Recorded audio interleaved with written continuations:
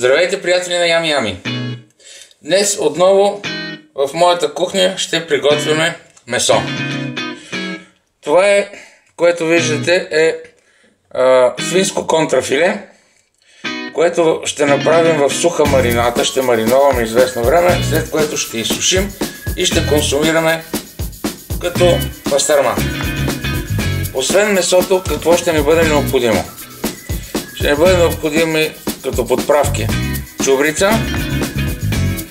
чесън на прах, който обича може да сложи и пресен чесън, червен пипер, сладък, който иска може да добави и лют, смлян чимен също ще ни трябва, черен пипер, захар и сол. Започваме с изчистването на филето от неговите излишни мазнини, ципи и от веригите. За да ни е по-удобно, понеже е доста дълго филето, ще го нарежем на две части, приблизително равни.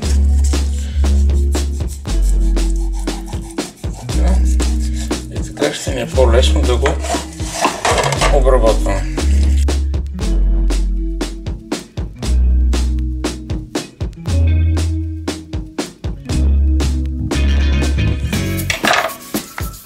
Така, парчето месо вече е почистено и оформено. Продължаваме нататък. Вече нашето филе е изчистено, половината е изчистено, готово, както и другата. И сега трябва да го премерим, за да знаем какво количество захар и какво количество сол трябва да сложим. Защото то е в процентно съотношение. Тарираме купата и го слагаме да го премерим.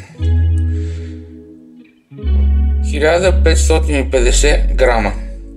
Сега ще пресметнем какво е количеството, което трябва да сложим и ще се видим отново.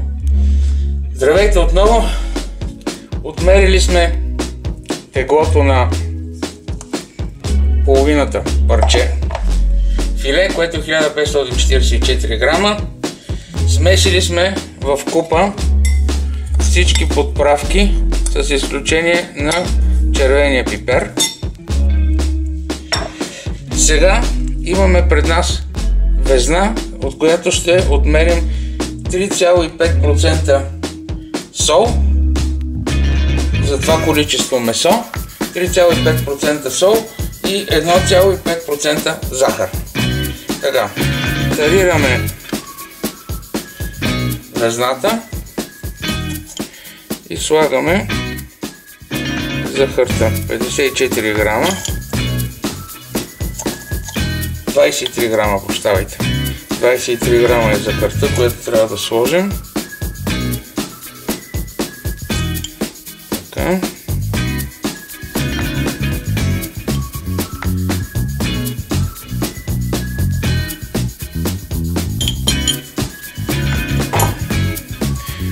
Слагаме при подправките, след което слагаме вече 54 грама сол. Това е количеството 3,5% на нашето парче филе, контрафиле. Така.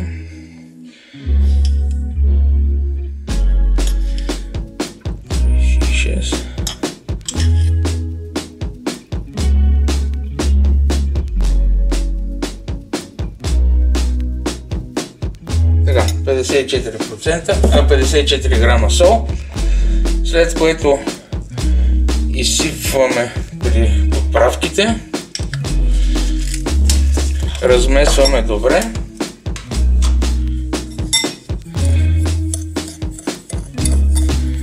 заедно с подправките солта и захарта, и това количество подправки сол и захар трябва да натрием хубаво парчето месо.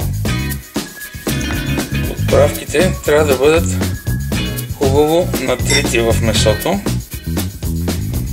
така да се обтрие хубаво месото от всички страни и по този начин то да поеме максимално от тях. След което ще го затворим в плик и ще го държим на студено между 7 и 10 дни.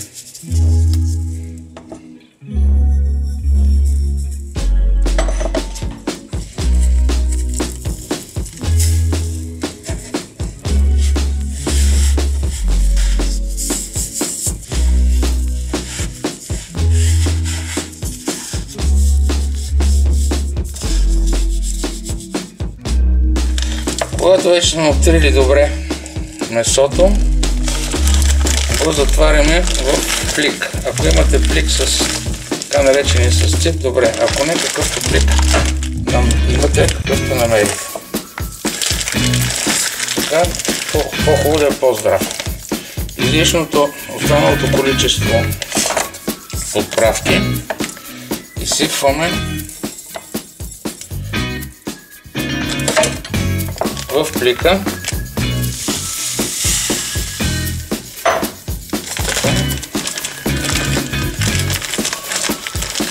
След което плика затваряме и оставяме на студено в хладилника.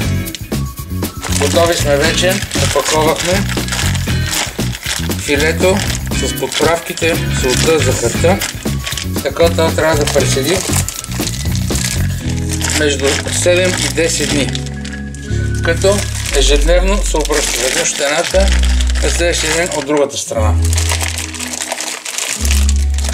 Така, имаме малко повече продукция този път, защото двама мои приятели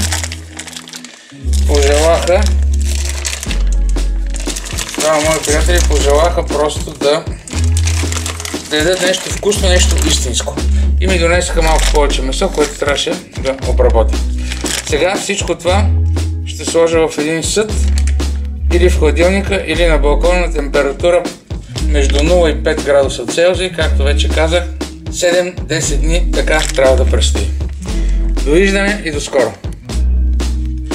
Здравейте, скъпи приятели на Ями.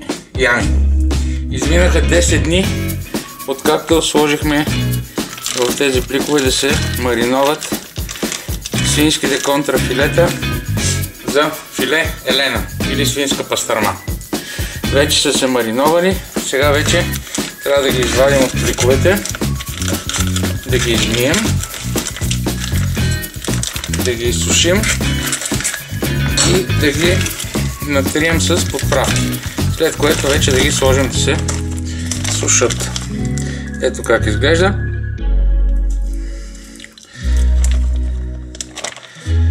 Така, подправките всичко сега ще измием. Измихме от солта и старите подправки двете парчета свинско контрафиле. Сега ги оставяме на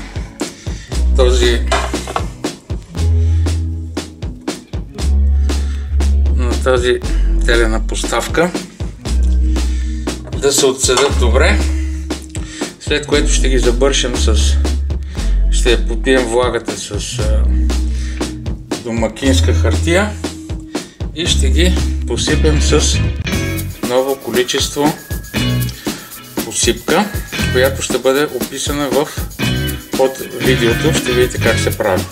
И ще ги сложим да се сушат. Така, вече на скарата, на металната скара се оттекаха парчетата контрафиле и сега с кухненска хартия окончателно ги подсушаваме.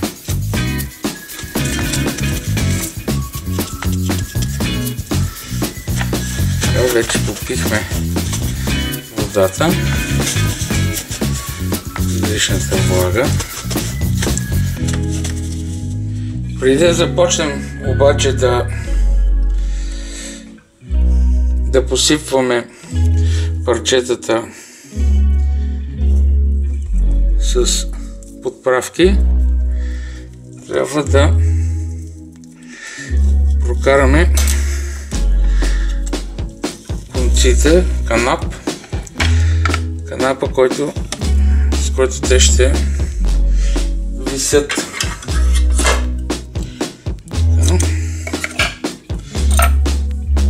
Направим другото.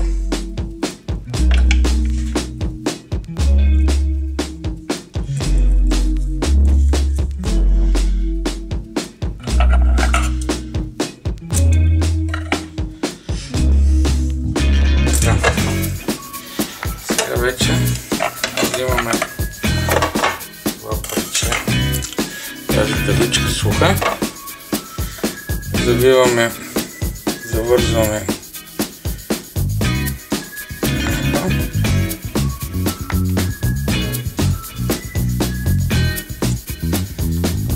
слагаме до тук и започваме да го посипваме и натриваме с нашата смес. Това е, още веднъж казвам, смес от подправки, които има описани под филма, който гледате в момента. Но като цяло мога да ви кажа, че става дума за чимен смлян, който има много силни антисептични свойства. Също чубрица, сминдов, червен пипер и още други неща, които там са добре описани. Ето, скъпи приятели, първото парче е готово. В този си вид, така както виждате, ще го закачим да съхне около 10-15 дни и вече може да се консумира. Здравейте, драги зрители на Ями Ями! Връщаме се отново на тема филе Елена. Нашето филе вече е изсъхнало до такава степен, че вече може да се консумира. Да направим дегустация и да видим какво сме свършили. Така, ще урежем от този край парче. Добре засушено. Така, и да видим как изглежда. Изглежда добре. Така, да отрежем някое парченце и да го опитаме.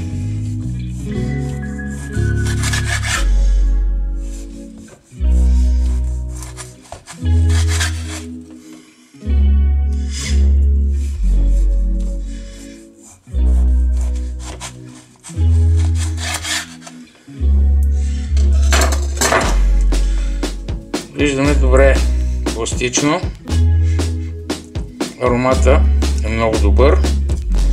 И сега да го опитаме на вкус. Достатъчно твърдо за ядене. Бих казал, че е повече от добро. Това, драги зрители, препоръчвам ви да си направите такова филе. Много бързо, много лесно става, няма как да сбъркате, просто само ще му се наслаждавате. От мен всичко хубаво, бъдете здрави!